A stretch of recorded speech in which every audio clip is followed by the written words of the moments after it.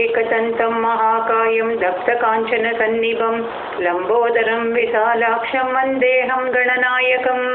मौञ्चीकृष्णाजिनधरं नागयज्ञोपवीदिनं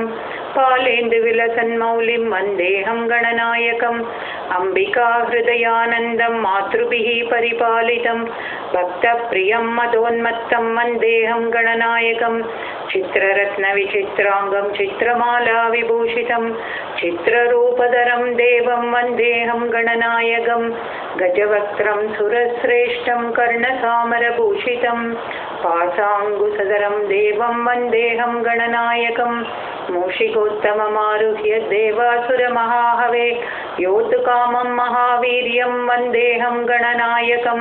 यक्षकिन्नरगन्धर्वसिद्धविद्याधरैः सदा स्तूयमानं महात्मानं वन्देऽहं गणनायकं सर्वविघ्नहरं देवं सर्वविघ्नविवर्जितं